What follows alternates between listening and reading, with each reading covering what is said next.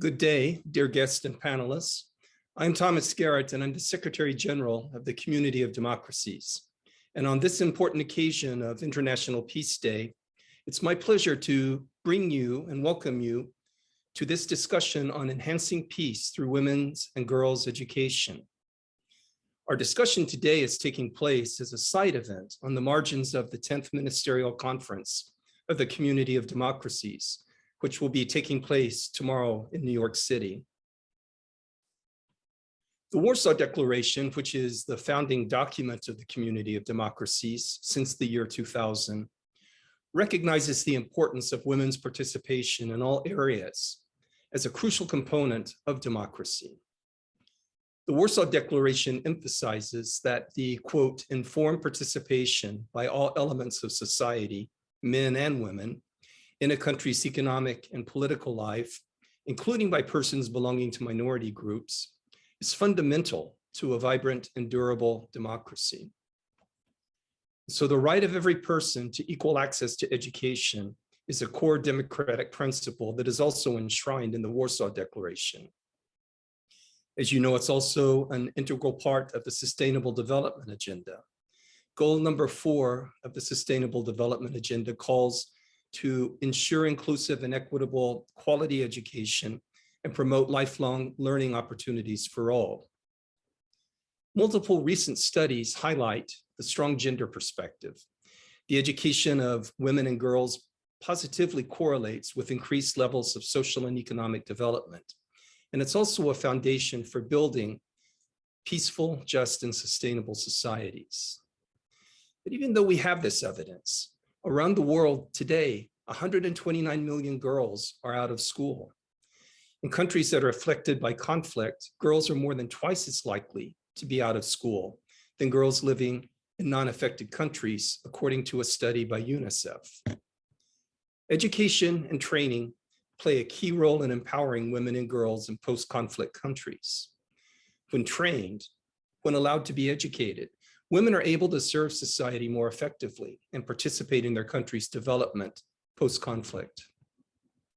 In our time together today, we want to examine the critical value of education of women and girls for peace-building processes and towards conflict resolution. Our extremely talented group of panelists are going to discuss concerns and experiences of women in both conflict and post-conflict settings. And they're going to discuss with us also strategies that their organizations use to support and to promote the realization of the right to education for every woman and girl. I'm about to introduce the panelists, but let me just remind you that if you have comments or if you have questions you would like to submit, please use the chat mechanism. Let me now briefly introduce our panelists, and please note that you are able to find their full biographies in the chat mechanism. One of our first speakers will be Dr. Kathleen Kienast, who is the Director of Gender Policy and Strategy at the U.S. Institute of Peace. She also leads the Institute's Grants and Fellowships program. As a sociocultural anthropologist, Dr. Kienast brings scholarship and field experience to focus on the different gendered impacts of violence and conflict on men, women, and gender and sexual minorities. Ms. Lucina D'Amico is a gender equality expert and women's rights advocate. She's been named one of the 100 most influential people in gender policy for her work on gender disinformation. Ms. D'Amico currently serves as Senior Director for Gender Equality at Room to Read, which is an international nonprofit that's working to end gender inequality through education. She's also the co-founder of The Gender Breakfast, a network of more than 150 gender professionals in the San Francisco Bay Area. She's also an advisory board member of Fund Her, which is an organization working to elect women to state legislatures. Our next speaker will be Ms. Dunola Oladapo, who works in the digital inclusion team at the ITU. She also chairs the Youth Leadership Board of the Avast Foundation. Ms. Oladapo serves on the #IWill Fund Leadership Board, where she influences how investment is allocated to increase youth social action. She is also the current UK coordinator of the Commonwealth Youth Peace Ambassadors Network. Ms. Oladapo was also a Schwartzman Scholar. Our other speaker today on the panel will be Lynn Rose Jane Jinon of the Philippines. Ms. Lynn Rose Jinon is a member of the Executive Council of Young Women Leaders for Peace, which is a network of young women and young LGBT leaders from the Philippines. She's also the co-director of Project Youth, Amplifying, Co-creating, and Advocating Peace, a development program for peace, which envisions to build a network of young people in Mindanao with a view to nurturing a culture of peace. As you see, we have an incredibly gifted panel today, and so let's move directly into the program. I'm going to start by presenting a question that has come to us, to the panel, and that is, what is the role that education and training play in empowering women and girls, especially in post-conflict countries? And how, in particular, does your organization support and promote the realization of the right to education for every girl and every woman? Maybe I could begin with you, Dr. Keenest. Would you like to answer those questions? Thank you so much, Secretary General. It is a pleasure to be here. It's wonderful to see my colleagues, and thank you to the audience. Charles Dickens' novels are full of neglected, exploited, and abused children. The orphaned Oliver Twist, the crippled Tiny Tim, and the doomed tyke Little Nell. Through his stories during Victorian England, Dickens focused the world's attention on the horrific conditions of children who were born into poverty, who lacked education, and would be stuck there forever. Dickens was no policymaker, not even a journalist, but he was a brilliant social critic, and he moved the world over decades. Similarly, the 2014 Nobel Peace Laureate, Malala, might be considered a 21st century equivalent of Dickens, who has, through her own tragic experience of being shot by extremists, has helped tell the story of those who limit the ability for women and girls to engage in the enrichment of education, and those like Malala who risk their lives for the chance to go to school and learn. That is why the discussion today, as we are gathered by Thomas Garrett and his team of the Community of Democracies, is so timely. As an anthropologist, I share the passion and outrage of Malala and Dickens about the condition and treatment of children, especially those in conflict-affected areas subjected to violent extremist groups, armed actors, and others who take advantage of these children's vulnerabilities and prevent them from an education. Among the many reasons that girls are not allowed to go to school, and a focus of USIP's work in many parts of the world, is that girls are often strategically used by extremists to incentivize recruitment with the promises for men of, quote, virgin wives or as sex slaves. We see this in Boko Haram, we see this in ISIS, and we see it in other groups around the world. This is important to note because the tactic of using sexual violence as a form of currency is widespread.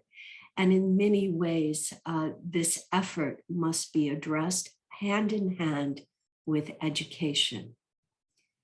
In Afghanistan, we witness how the Taliban continues now to use verdicts limiting the education of girl children and especially girl adolescents.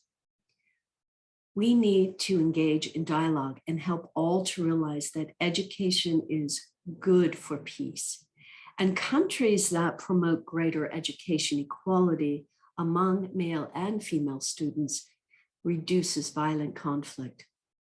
Research by the NGO FHI 360 comparing education equality data and violent conflict data from nearly 100 countries over 50 years of time found that the greater education equality between male and female students decreases the likelihood of violent conflict by as much as 37%. This kind of data is really important and something we need more of in our efforts to make sure that gender equality in education is a lead policy concern. We know from other research, including that of Valerie Hudson's team, that the more inequality in a country, the more likelihood of violence and conflict and creating a vicious cycle. At USIP, we have worked diligently to focus on women preventing violent extremism in their very own communities. This is localized and critical to help empower women and young girls to realize that they do have a role, and in educating them and training them in efforts to bring awareness and to end this kind of violence is critical. If violent extremists take over a community, education ends quickly, and these key policy strategies need to go hand in hand as we move forward. I'll stop there and look forward to the comments of colleagues. Thank you very much, Dr. Keenest. And perhaps we could pose, again, the same question to you, Ms. Oladapo. Thank you so much. And again, thank you so much, Secretary General, for the opportunity to be here. I'm really honored to be here with such amazing panelists. So women are generally underrepresented in leadership positions all over the world. Research from 2020 from the Council of Foreign Relations shows that out of the 193 countries, only 19 currently had a female head of government, and only 4 of them have at least 50% of female representation in their national legislature. So women are thus majorly excluded from many of the decision-making processes which ultimately affect them. Regarding security issues that we're speaking about today, we know that women and girls, I should say, are often more vulnerable to the negative externalities of crises like climate change, natural disasters, and war, of course. A UN Women research paper from 2019 shows that even though women are usually first responders, they gravely suffer from the indiscriminate killing methods and sexual violence, as was mentioned earlier, during conflict. And even on top of all this, women and girls are often excluded from any peace negotiation processes and so on. So then they're not really able to contribute to decision-making processes, again, that will ultimately affect them. There's, the 2020 Gender Gap report by the World Economic Forum that soberingly predicted that none of us will see gender parity in our lifetimes. And, judging by, at the time, the current trajectory, gender equality was not going to be realized till about 100 years' time. Now, this was before the pandemic, so I don't know how much more behind we are now, because we know that in some respects, actually many respects, the gender equality agenda has been driven backwards, even in the light of this global challenges that we're facing right now, economically and health-wise. So the charity I founded is called Luton Lights, here in Luton, a town in the UK where I grew up. And I did it because I think I started it in 2018. I wanted to economically empower girls in my local community through mentorship and workshops and technical and soft skills and so on. Because, in countries like here in the UK, where I guess we're referring to them as post-conflict countries or countries where education is already mandated, formal education is just the starting point when it comes to economic empowerment of women and girls. Of course, there are parts of the world where, we still absolutely need to fight for, equal rights to just access to education.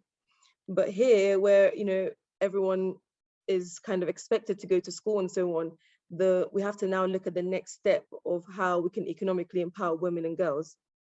And that's why I thought, okay, sort of, what else do we need to ensure that women have more of an opportunity to really achieve their economic dreams and realities and potential beyond just, you know, your GCSEs, your A-level, your degree, or any sort of vocational studies.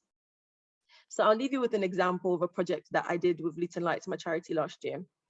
So violence and, you know, kind of conflict also includes domestic violence, right? And we know that women and girls, again, are disproportionately affected by this.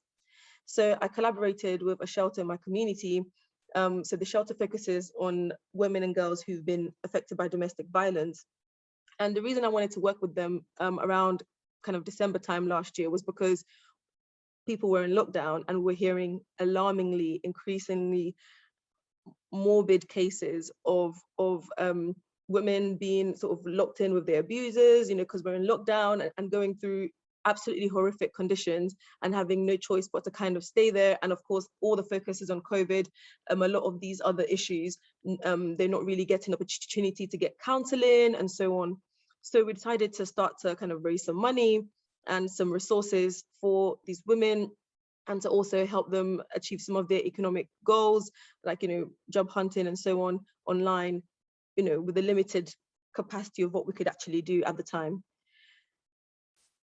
Now, these are just examples of some of the work that I've been trying to do on a local level to try to assist or support young women and girls out of the violent situations that they may be facing, even on a micro level. So I say this just to share that it's a long game. Sort of empowering young women and girls into better economic outcomes means, you know, better education, better economic opportunities, safety, and then hopefully we'll come to a point where we're seeing higher female representation across the board when it comes to leadership, you know, whether it's politics or STEM, or even in peace negotiation processes and in all of the decision-making processes, which will ultimately affect women and girls. Thank you very much, and very interesting examples. Thank you for sharing those with us. Now we're coming to you from across 12 time zones, and so we're going to move all the way to Mindanao. And Ms. Jinon, would you like to speak to either your panelists, fellow panelists, or to the question that was posed?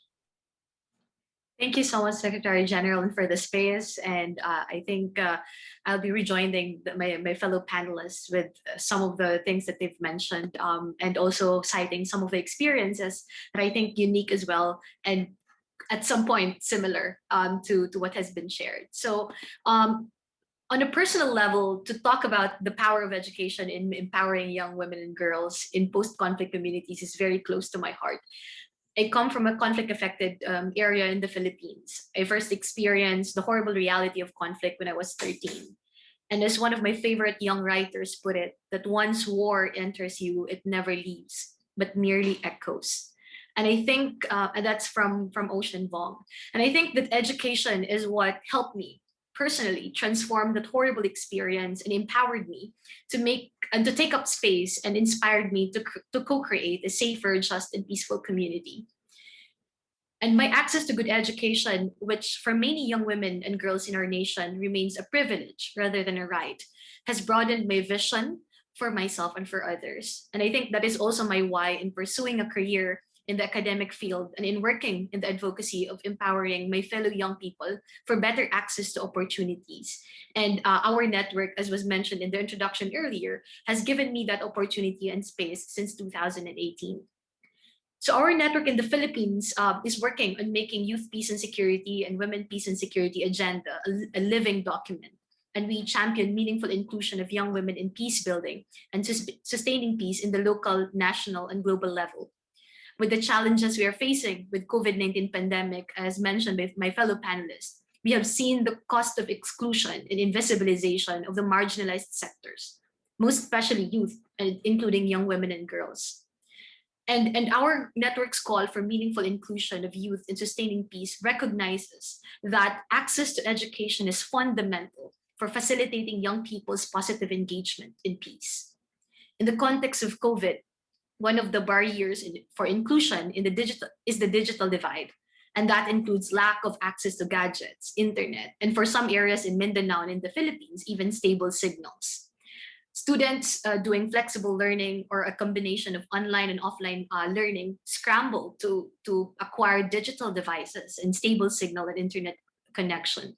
In the Philippines, it is impossible for parents or guardians, especially those who are among the 27 million Filipinos who lost their jobs due to the COVID-related economic slowdown, to provide for such needs. And also working in the education sector, I think beyond meeting the immediate needs, we are also confronted with the need to rethink education and to scale up distance learning to reach the marginalized and make education systems more resilient, open, and innovative. And I think we can do it alone. And I'm not sure, I think this is a shared problem in many areas in the world, that we need reliable ICT infrastructure to be able to do that at least. So the problem of digital divide must be addressed squarely when we talk about education and when we talk about access. In the Philippines, despite the high internet penetration, as we can see in the statistics, many people in rural areas and in poor households, and mostly in conflict-affected areas, do not have access to computers, internet, and also lack computer literacy. And also, I think in the conversation on access to basic rights such as education, we have to also acknowledge the pervading roadblocks to equal access. In the communities that we work with, care work remains a woman or a girl's job. In a research that we did, linking ICT and peace building in the Philippines, it was highlighted that if women spend too much time online, they are accused of not taking care of their family, not fulfilling their jobs at home. And also, the same research also shows that safe accessibility to the internet is also gendered. Both women and girls are being put in place of danger in trying to find internet connection. Students and teachers venture literally at the top of the hill. They go to poorly lit places, which heightens danger of sexual violence, especially for young girls. So I think if this is not addressed, these are some of the examples. We are increasing the already compounding vulnerabilities of young people. For instance, in the Philippines during the lockdown, there's an increased number of violence and exploitation of young women and girls, with subsequent increase of teenage pregnancies, early marriages, and sexual exploitation. Just to cite one example, Rika May, one of our network members from Maguindanao, Philippines, living in the Bangsamoro area in the country. She initiated a project educating young women aged 15 to 30 on reproductive health by giving out reading materials and educating women on reproductive health. And this is in response to the increasing number of teenage pregnancy cases during the lockdown.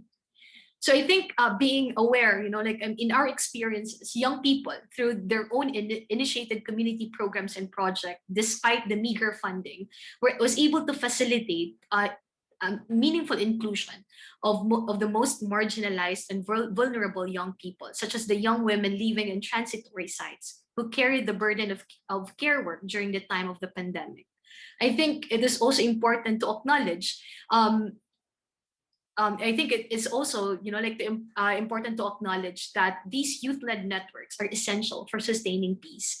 And these youth organization movements and networks usually are informal, and they work in very meager and almost no budget at all. So I think when we talk about empowering women and girls, especially in post-conflict countries, we need to be investing in educating and capacitating youth as leaders and peace builders, and allocating resources to initiatives in peace building, prevention of violent extremism, and sustaining peace that is led by youth, including young women. And I think it is through this that we can truly, truly say that we recognize young people's critical role as agents of change for sustainable development and peace. So I think I'll stop here and pass it back to Secretary General. Thank you. Thank you very much, Ms. Ginon. And our fourth panelist, Ms. Demeko, coming to us from the US West Coast. Would you like to speak to the question? Thank you so much. I'm thrilled to be here and was thrilled to hear my fellow panelists talk about this important topic. The truth is that education is essential, not only for achieving gender equality and for tackling so many of the world's biggest challenges, from climate change to poverty and to the pandemic, but also really to building a culture of peace.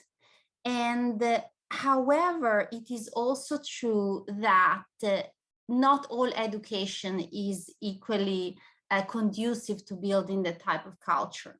In order to build the type of culture, education must be gender inclusive or gender transformative, actually.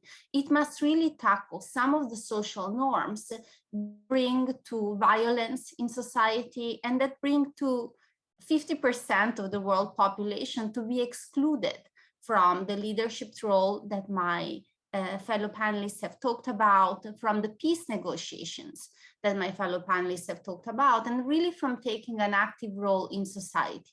We do know, as Dr. Kinas has pointed out, that societies that in fact include women and are more gender equal are also societies that are more prosperous and societies that are more stable and more peaceful. So over the past 25 years, over 20 years now, Room to Read has worked in countries in Africa and Asia to support children, and in particularly girls, not only to develop literacy skills and the ability really to go to school, but also to develop key life skills that enable to become the change makers that they need to be, the change makers that our world in many ways needs them to be, and to really unleash their own potential. When we talk about life skills, we talk about things like critical thinking, self-confidence, communication skills, empathy, negotiation skills that are really essential in solving many of the conflicts that are within families, within communities, and then, you know, ripple out to the larger world.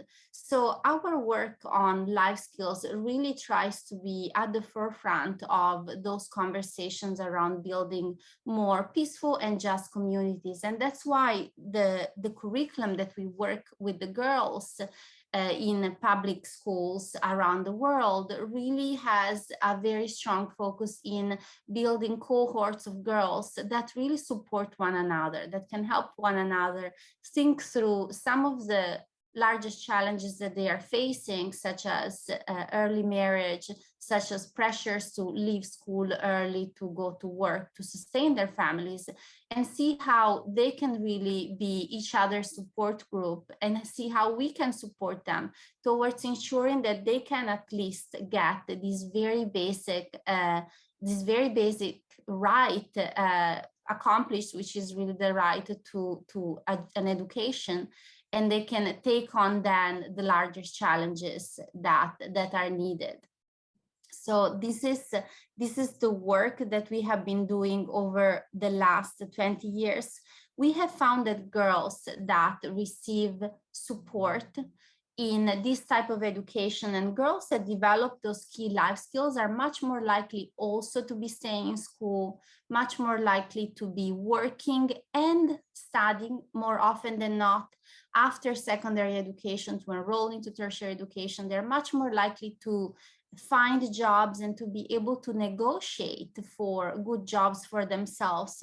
And so we really believe that when we talk about education for building peace, it's also really important to look at the quality of the education that we're talking about and who that education reaches, to make sure it does reach girls and it does reach the girls that are most marginalized and at risk.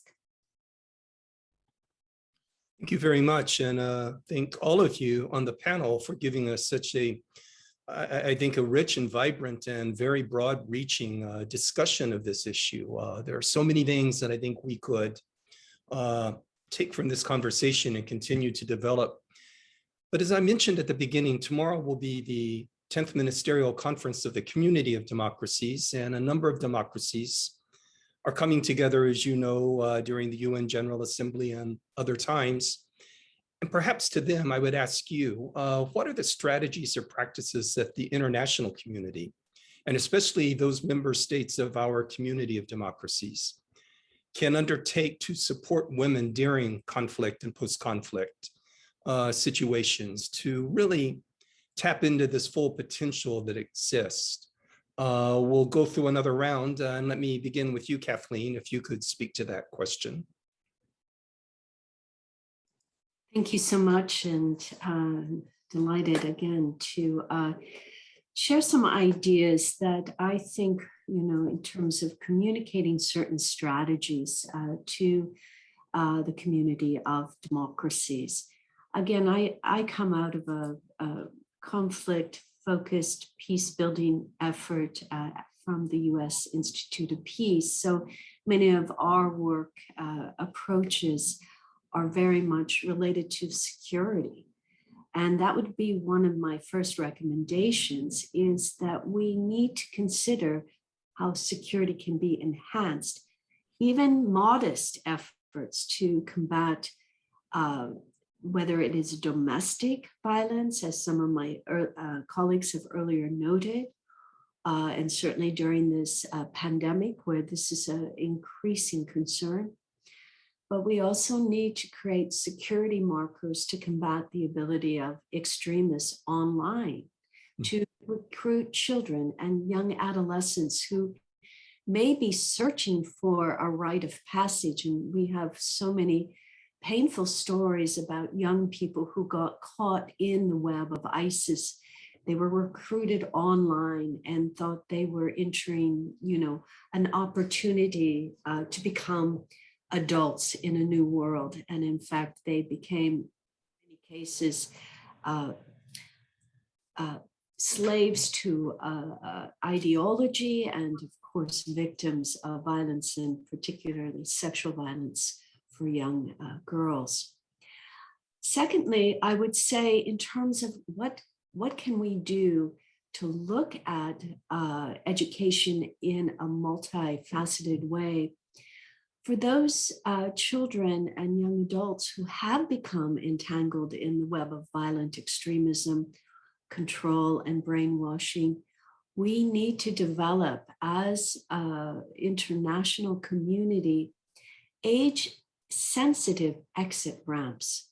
The difference between a 5-year-old, a 10-year-old, and a 15-year-old is obviously massively broad. And so having age-sensitive educational programs that address how violent extremism or conflict shapes and redefines you as a young person, really thinking to Lynn Rose's quote about once war is in you, it is a part of you.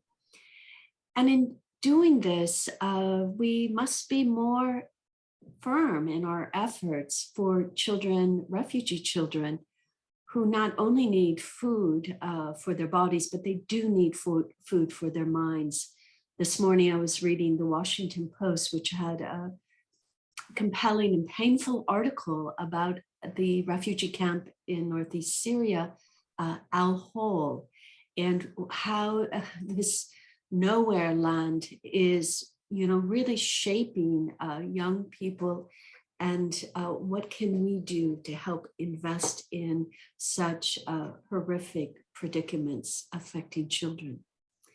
Finally, I would say, and this would probably be my strongest recommendation, we must, and whether it's domestic or international, invest in the very best trauma counseling and healing possible for all children victims of conflict, of domestic and or international violence of any sort, in particular to sexual violence. We have minimized the impact of such violence and what it means for both boy and girl children.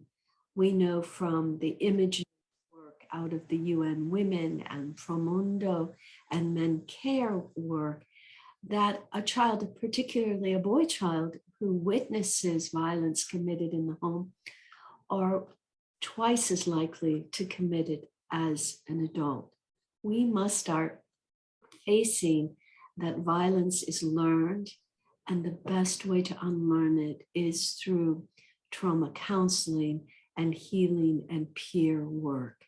I really look to my colleagues here who are every day trying to help young people, particularly girls, address these traumas so that they can learn and they can go on to live productive lives. I'll stop there. Thank you very much. And perhaps I can give the floor to Dunola. Thank you so much, Secretary General. You know, there's a saying that if you're not at the table, you're probably on the menu. So we need the international community to really prioritize ensuring more leadership positions across the board with real decision-making power for more women and girls, especially those from historically marginalized backgrounds.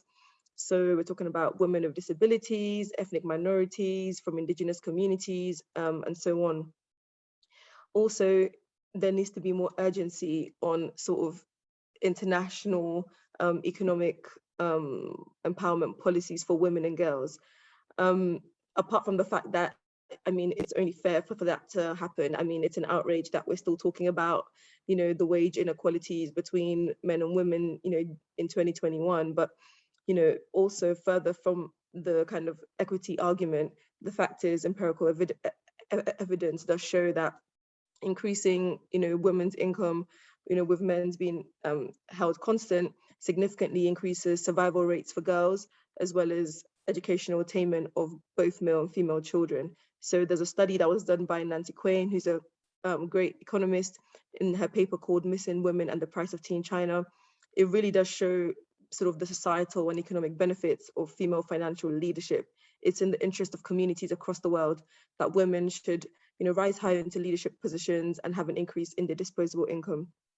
Also, we should acknowledge the blind spot, or really the international community should acknowledge the blind spot of not focusing enough on girls when we're talking about the peace building space. You know, now we're seeing a lot of organizations speaking about including more women and more youth, but then there's the intersection where you could be a woman and also young. So really we need more focus on girls specifically, having more decision-making voice and power when it comes to peace building and also economic empowerment. When it comes to education, of course, you know, I really think we need to focus more on the regional level, because of course, you know, the UN, an organization that I work for, and other organizations could say, you know, let's take girls to school and so on, but we need more regional efforts in regional parts of the world. So for example, if a country in the Middle East or in Asia Pacific or in Africa is having really low number of girls going to school, the regional countries who are having best practices are probably more in a position to really step in and to really intervene and they may understand the regional context more. So I feel like there should be more of regional cooperation and regional interventions when it comes to really emphasizing to every country the urgency of girls' education, and also, as Lynn Rose was saying, digital education of girls as well, to really close the digital divide, because so many girls are being left out of digital transformation. In summary, to the international community, I just say prioritize women, prioritize girls in the face of so many important priorities right now, you know, the pandemic, economic recovery. Yes, all the things are important, climate change, these are all important, but please let's not let women and girls down again. Let's also prioritize women and girls in the global agenda for development.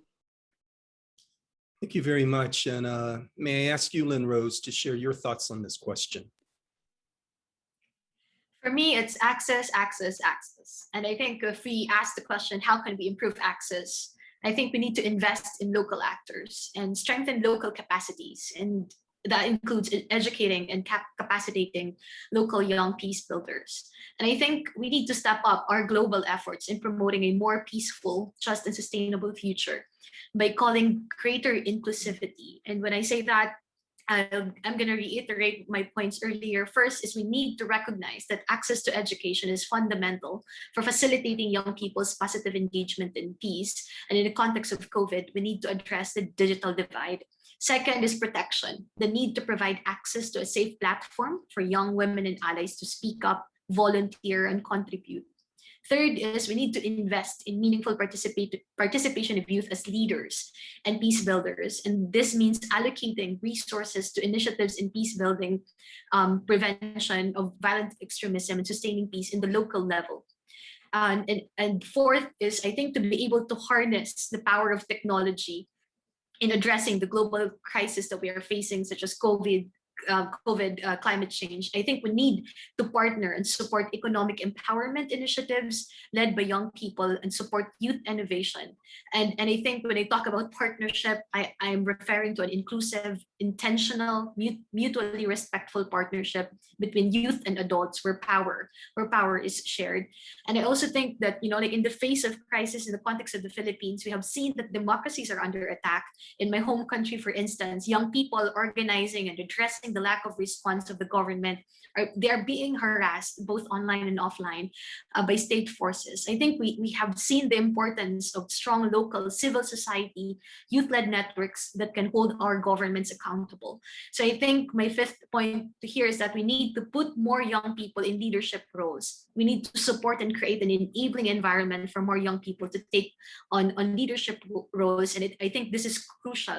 That governments make sustained commitments to rebuild young people's trust and confidence in governments. And I think, with the lack of effective and efficient government response to the pandemic, we have seen young people in the front lines. And I think we need, that leadership of young people needs to be recognized, invested in, and amplified.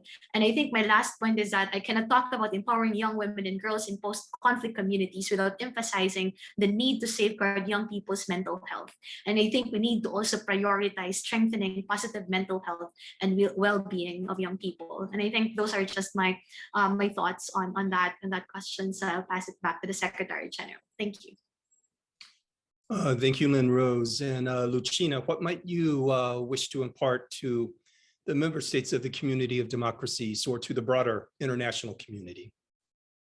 Thank you. Well, I come from a gender equality background, and I really think that many of the limits that we have seen, or so many of the policies that have been made, is the fact that they haven't had really gender equality or a gender perspective in mind. And so if we look at a lot of the language and policies and guidelines around education in crisis and education responding to crisis, a lot of it is still, as of today, gender blind and doesn't take into account the special vulnerabilities and needs and potential, in fact, of women and girls. So to make sure that whatever guidelines and systems are being put into place do take into account this gender dimension.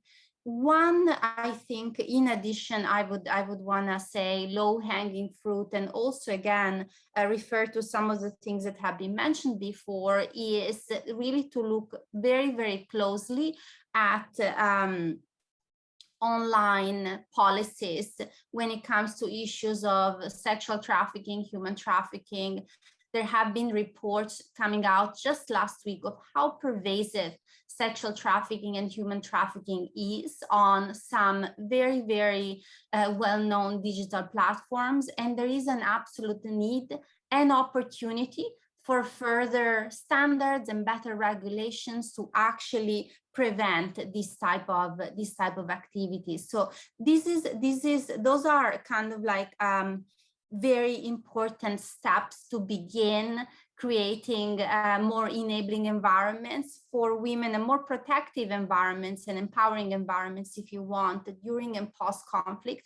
Ultimately, I would say, though, that I also believe, like Dunola has expressed, that we will not get to more solid ground when it comes to building peace and lasting prosperity unless you have more women at the table on at the negotiation table when it comes to post-conflict and building again building after conflict.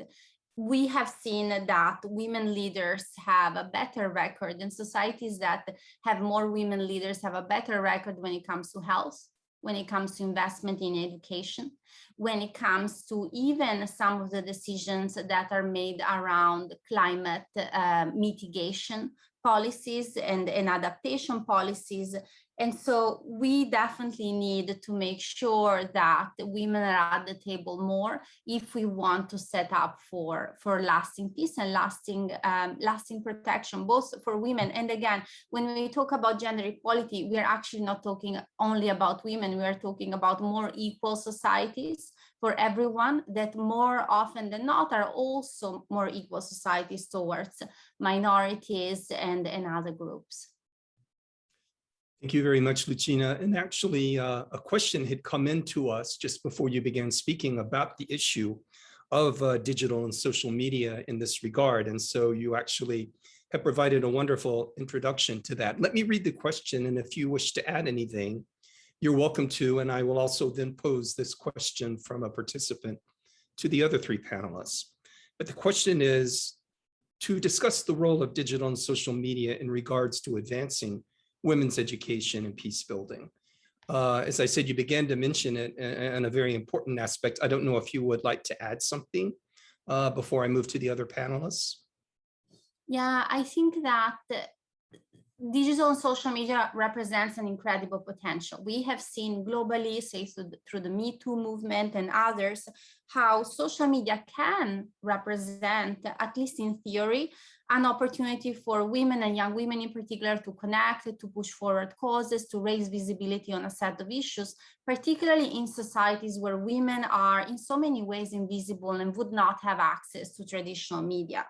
However, the truth is that as of today, social media is not that equal play field. It's not that place that's mostly empowering, particularly when it comes to women and girls. It's actually the opposite. If you look at some of the statistics around harassment, in particular of women and girls globally, in some regions of the world, you find that 97% of women and girls have experienced or witnessed instances of abuse. They have seen misinformation, often very gendered misinformation and disinformation being spread. And this is also limiting their ability to express themselves and to really to be part of a global community, to be outspoken, to show all these life skills that we have been talking about. So when it comes to the solution, I think that of course we can look at lower hanging fruits, but ultimately we need to look at better digital platform standards. Without better digital platform standards that further regulate in many ways how social media companies work, that further look into the incentive structure, the business model, the transparency and risk assessment dynamics that are on digital platforms, we will not be able to tackle this problem. So I would definitely invite particularly all governments to look into that. There are some very inspiring frameworks that are being discussed in the UK, in Europe with the Digital Services Act, that talk about the duty of care from some of the social media platforms. And I think that this is a route we would want to see more and more countries look into. Thank you very much. And in our final few moments, we have that question about the role of digital and social media, but also another question has come in that the other three panelists may wish to address. The original question or this question, which is, what more should be done to promote girls' education that can lead to women's financial independence? And so let me just go back in reverse order. And Lynn Rose, would you like to answer either of those questions? Right. So I think I would answer on the social media, because Yes. our network uses like social media in a lot of our work, especially even before COVID and especially during the pandemic. And I think, like ICT, social media is a double-edged sword for peace building, human rights, and gender advocacy. Despite it's undeniable that in the context of the Philippines, that the use of ICT has been useful in peace building, but also acknowledging that these tools can be divisive, and their impacts on user is determined by how much time is spent in this platform, as well as the level of awareness and capacity for the proper use of these tools. And I think, in the context of the Philippines, for instance, access to ICT technologies allows for mass incident reporting, but it also allows for mass trolling. So I think, ICT can be used to uncover and report human rights violation, but at the same time, it can also be used to harm people and can make the victim twice as vulnerable by exposing them to the public. And for me, I think we go back to capacitating the proper use and meaningful and effective use of these tools in our advocacy, and that links back to education, integrating ICT education in our intervention. So I think and to answer on financial independence for women and girls, I think there are a lot of youth-led initiatives already in the local communities, and I think we need to support and scale them up. And I think there are also innovations already done by young women, but most of these initiatives lack resources and lacks access to funding. And I think for we need to support them, and we need to invest. Again, I'll go back to my point earlier, that we need to invest in the local actors. So I think those are just those are my thoughts and the raised questions. Thank you. Thank you, Lynn Rose. And Dunola, would you like to answer either or both? Yes, of course. Thank you so much, Secretary General. So I agree with my fellow panelists that, when it comes to social media, it's a double-edged sword. So, I work with Avast Foundation. Avast is a huge cybersecurity company, and the foundation focuses on digital safety and freedom for all. So I know, based on, the research that we've been doing and the work that we're doing, that the internet is not the safest place for women and girls.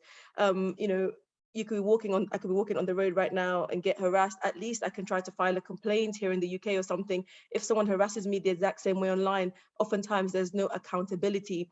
And though of course there's so much economic opportunity, and we've been able to do some campaigns, a lot of campaigns over the years on gender equality really caught on online.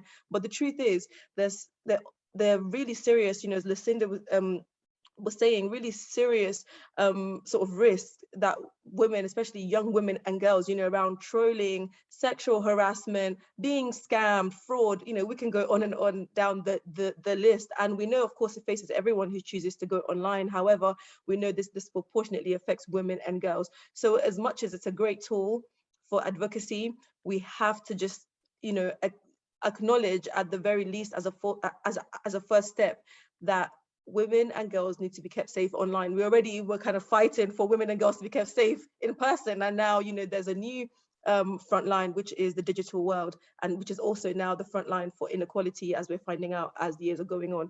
And just a final thing on girls' education, the best thing I can say that we need to do now to push the needle is really try to harness multi-level, multi-stakeholder partnerships and collaboration on the issue. I work at the ITU, and we have a great partnership with UNICEF on something called the Giga Project. Maybe I'll put the link in the chat, or we can just check it out later. And Giga is basically trying to bring the internet to every single school in the world, and it's starting with mapping every single school in the world. So these sort of, and of course it's not just, of course, ITU and UNICEF are championing it, but they're welcoming private sector, welcoming government, welcoming local organizations, national organizations, all organizations, individuals to join this fight, to join this movement. I really think the future of really trying to make this dream that we all have, that every girl has access to high quality education in the future, happen, is if we're all involved. And this requires multi-level, multi-stakeholder partnerships and collaboration and resolve. Thank you very much. Kathleen? Well, I want to pick up Dunola's point here on collaboration.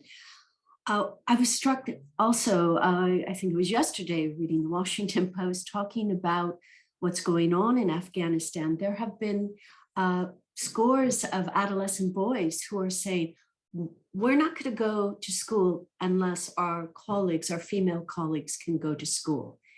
We have so much untapped possibilities in terms of nonviolent action for young men, adolescent boys, to step up and say, girls matter, girls' education matters, And we all do better when girls are educated. We have to remember that is a really key way to harness the power of change. USIP has the gender inclusive framework in theory, otherwise known as the GIFT. And one of our key pillars is peaceful masculinities. We must support women and girls, but we must address how we solve problems, and that there are many better ways to solve problems than the use of violence.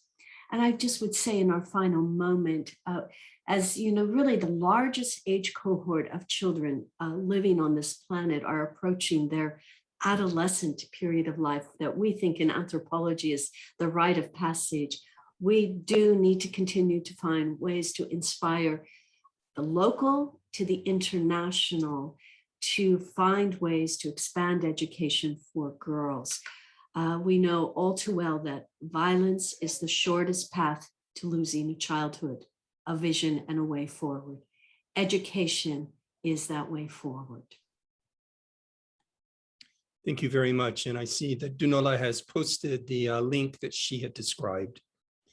On International Peace Day, our panel has done an incredible job offering many different important ideas, from those very close to us at the grassroots to those that the international community should undertake.